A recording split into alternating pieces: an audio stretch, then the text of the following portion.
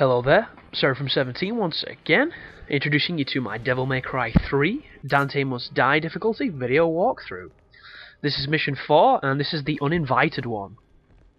So, we finally got into Temen Negru, which is the name of this demon tower that we're in right now, and we're going to be cruising through the level, kicking some ass, taking names, usual stuff. And these are the areas that a lot of new people are going to struggle with. And it's not because the combat is challenging, it's because if you don't know where you're going, this game is kind of difficult to navigate, because it's not immediately obvious of where the direction you're supposed to be going.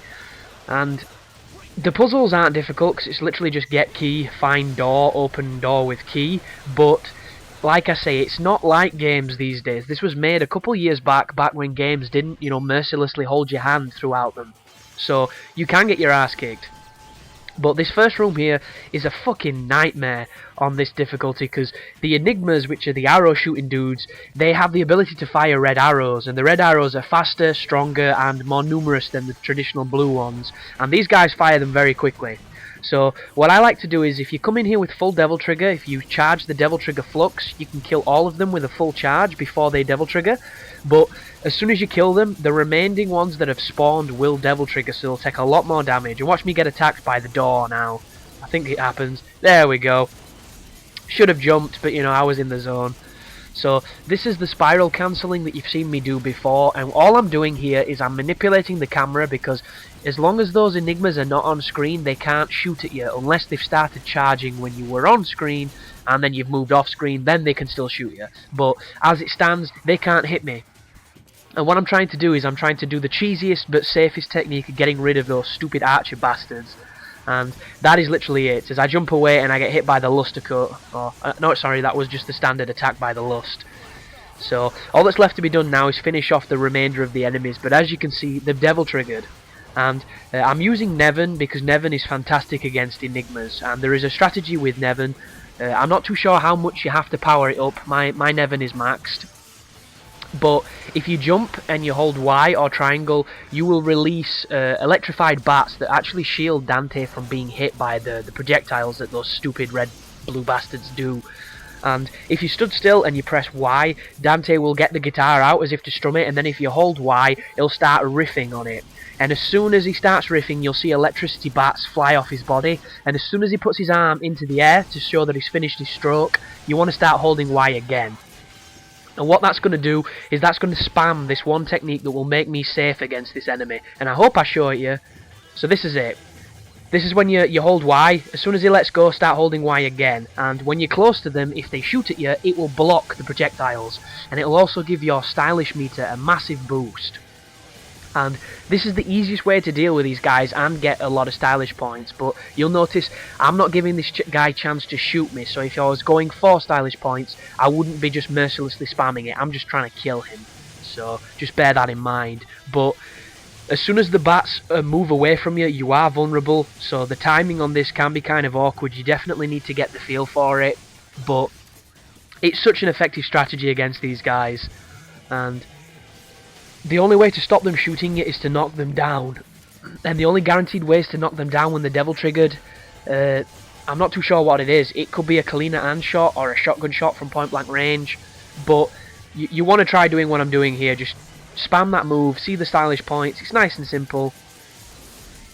And there's one guy left, and he's over where I'm shooting. Because on this game, when you hold the lock on, it points you to where the enemy is, and that can help you find out, where the trouble's coming from. But this room took me a couple tries, because like I say, I'm pretty good at this game on every difficulty but this one. This is where shit gets real, and I've just got no practice in it. So the enemies are so fucking dense. It's like they take ridiculous amounts of damage when they Devil Trigger, and I don't understand it, because on Devil May Cry 1 the enemies actually had less life on Dante Must Die, because it was an incentive to kill them before they Devil Triggered, because there was a timer. And on this game, it almost seems like a fucking, dance recital, killing the enemies before they Devil Trigger, because it just doesn't seem like something that's even valid. But if you wonder how I'm doing the jump across the gaps like that, if you stinger towards an edge, Dante will do an awesome jump that covers a lot of ground, and you'll notice I do it a lot, because I'm pretty good at navigating the areas because I've done it so much, so I do have some pretty, quick routes through things. But smash all the statues.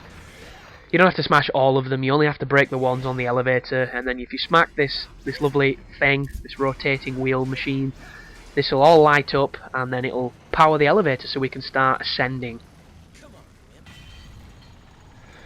But a couple of tips when you're just getting started on this game, because I haven't really had a chance to give many, because the levels haven't been too long. Oh, this is a lovely fight, this is, I think these guys are called gluttonies. Yeah, I think it's gluttony, this guy I'm stabbing. And what he does is, he will kind of jump back away from you and start charging a sand attack, which is where he fires sand out of his mouth. And you can spot it, there's the little backstep, there's the charge, and if he releases that, it does a lot of damage. But that's pretty much the only thing he does.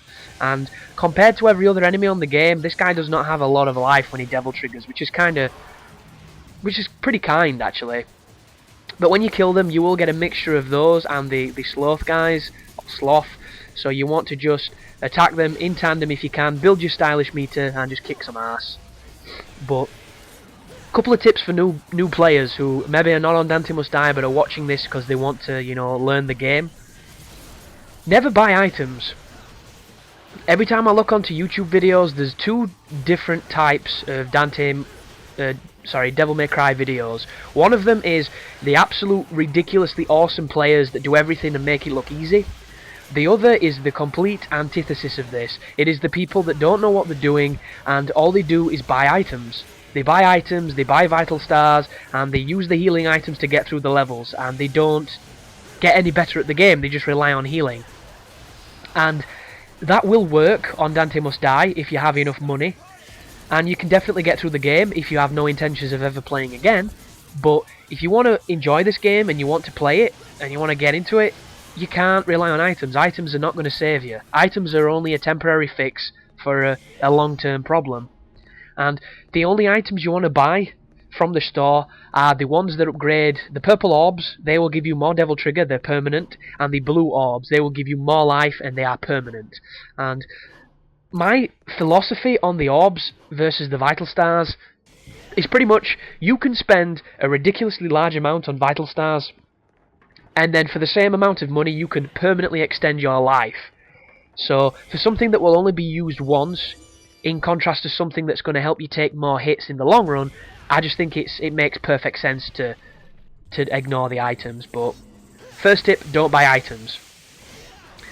Second tip would be to pick weapons that you like. For instance, if you like Rebellion, get good with Rebellion. If you don't like Beowulf, don't use Beowulf. Come back to it once you've got a better understanding of the game.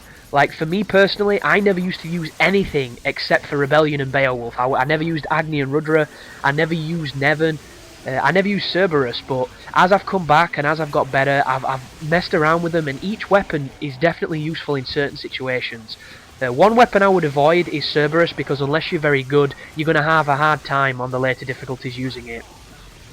But same with the guns. Experiment with the weapons and see which ones work for you, which ones you enjoy to use. And just look at this bullshit fight.